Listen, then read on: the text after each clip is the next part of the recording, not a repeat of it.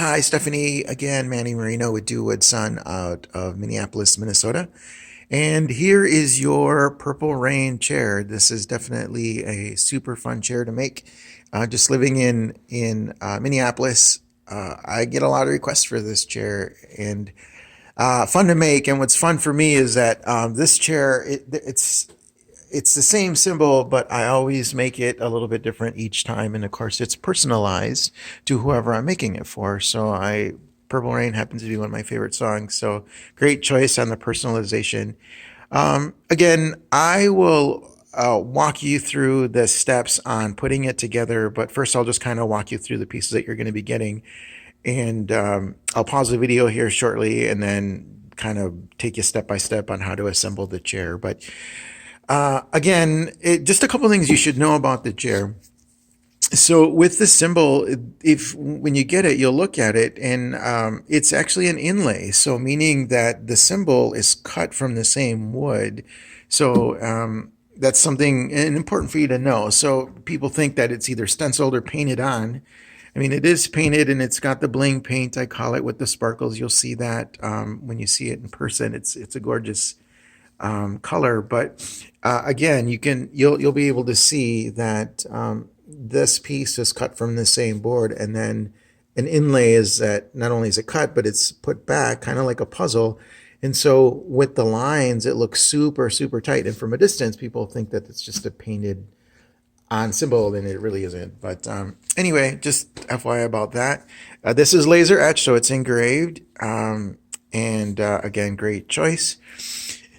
So the entire chair is made out of red cedar. All right. So it's perfect for outdoors, depending on where this chair is going to be. If it gets a lot of sun, that's fine. I use an oil-based stain.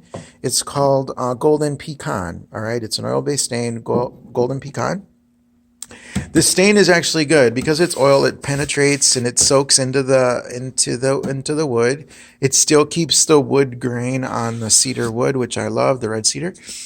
And again, depending on how much sun it gets, if it gets a lot of sun and direct sunlight, you may have to just put a coat of this stain maybe every other year. Okay, so and then on the back, I may have shared, but I used what we call a spar urethane. It's a water-based semi-gloss urethane. I only used it on the back, the entire back, so it's got a little sheen to it. You won't be able to see it really from the video, but if you wanted the entire chair to match and have that little gloss coat, you can certainly put that over the entire chair if you wish. And then as far as like the bling paint, I use this kind of sparkle latex multi-purpose paint. That's what I always use on all of my print specs and the symbols. And then I'll talk to you about the light. So it's an LED light, right? It's indoor, outdoor, weatherproof. And then with the box, the housing is here. So of course your lights don't always have to be on. You turn them on, turn them off, and I keep it back here. Yeah, and it just runs on 3 AA batteries. That's about it. That's pretty basic. So again, with this, so that's the seat. That's redwood cedar. You're gonna get. Let me give you a side profile here. So with your 7 slots, and when I take it apart, I'll actually number the underneath, right? So looking at the chair, I'll label underneath not only the frame, but everything else, right and left, right? So 1 through 7, starting with the engraved piece, all the way through 7.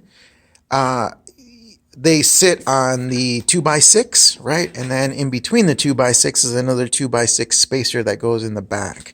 All right. Now, you're not going to be able to see it in the video, but I will mark inside and outside of these to where to align your back brace. And of course, it's going to be centered with the back holes back here. Your seats are all going to be pre-drilled and countersunk, right? So you're just going to use these torque bits, which will include in the bag with the bit. It's a T25 in case you have any extras. But because they're countersunk, all you're going to do is just go to the top of the board on each one of these. And all of these seats take a 2-inch torque bit screw, right? Just like this. And then here's the bit that I was talking about. If you have a longer one, this T25, it made things a little bit easier, especially when you're using a drill. Okay, so you got your slots that sit on top of the seat, right? Your 2x6 and in the back. And then you have your front legs. Your front legs on the front are on the back, and then your back legs are in the inside. Makes outside, inside. And then with your lag bolts, they're 3.5 inch, 3/8. So you're going to need a 9/16 socket. That would make things easier. So it always goes lag bolt from the outside in. Then your washer, lock nut, right? And then when you're assembling just the seat, the legs, finger tight these, right? So only tighten it at the very, very end. So your seats, your front and back legs, and then you, with your back legs, if I'm back here, all the seat slats are 24 inches. This is a 21-inch back brace, right? That sits in between the back legs, and you're going to be able to tell which are the back legs from the front legs because they have the slat. Another thing to point out is if I give you a side profile on the back leg, when you're putting the back brace between the back legs, you're not going to go all the way to the top. In fact, I'll have it marked with the pencil where to align the top of this board because the reason we don't want it to go all the way to the top is because we don't want to bump the arm, right? Because it has to lay flush. So that's why it's just a little bit further down from the top there. So you put your seats, your legs together on a flat surface, and then you would do your arms, right? So the last piece that really can go on is your back brace, or excuse me, the cymbal, and this is all going to be intact. And by design, I put a space back here, right? So that's where the tail is going to slip in. I'll have it marked down here where to kind of position and align, but you're going to be able to tell just kind of as long as it's centered from here to here, right in the middle of the back brace, you're going to be just perfect. And if I were to go underneath it, a couple things you should know is there's going to be 3 screws underneath, right? So 1, 2, 3. I only have one in now because I'm about to take it apart. And then, and again, just look for the markings on everything. And then the last thing that you're going to do is when you slip in your back and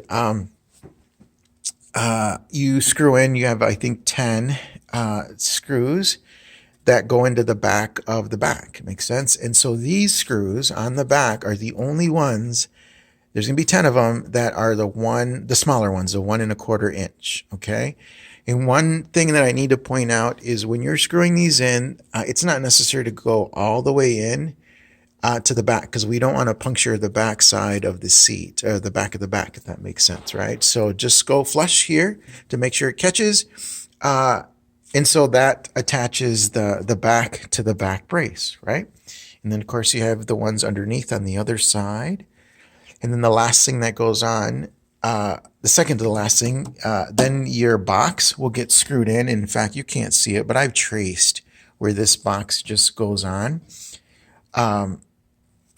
Because, again, this obviously fits. This is the box for this. And if this is going to be outside, one thing that I recommend, in fact, you can even use the bag. This is going to be a Ziploc bag hardware.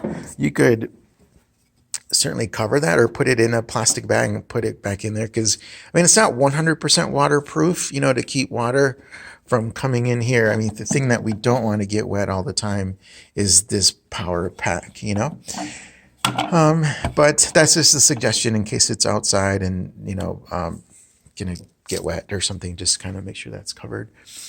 So once you put your box, and there's 2 screws on the inside that goes in, again those take 1.5 or 1.25, the smaller screws that go right into the back, along with these. And the last thing is your back brace.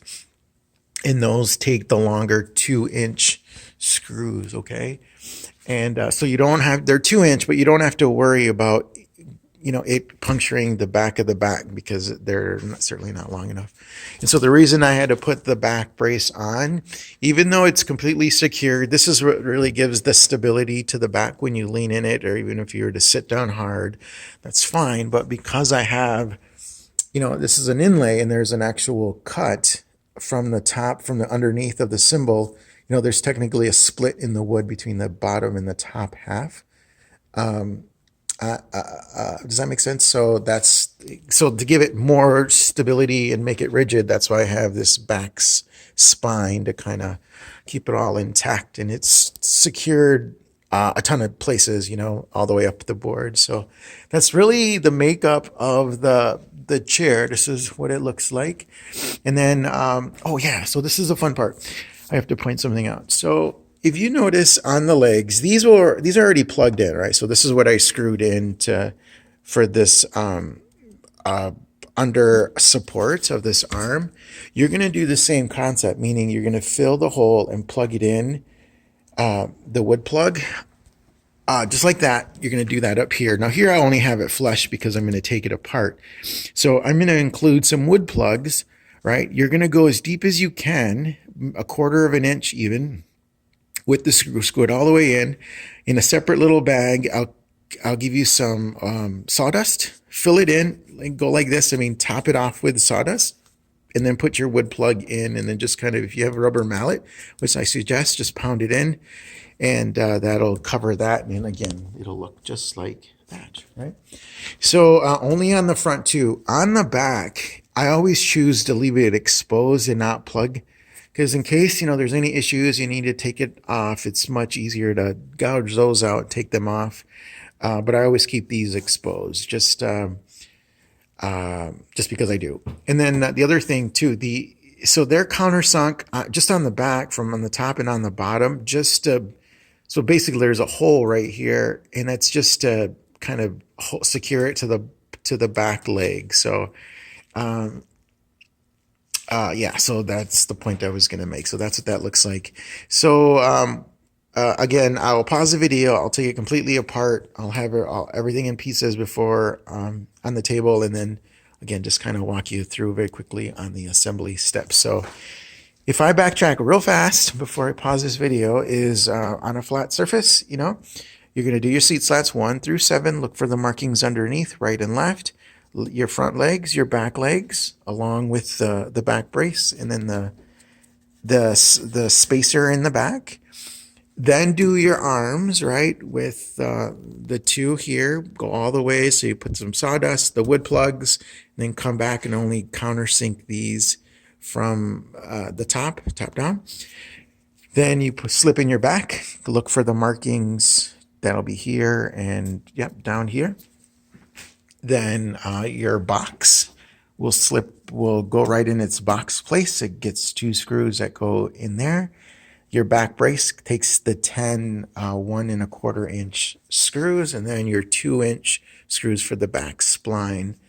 And that's pretty much it. It should be straightforward as far as putting it together, but I'm sure you'll kind of watch the video, and just by looking at it, you can somewhat see how it goes together. So I'm going to pause it, take it apart,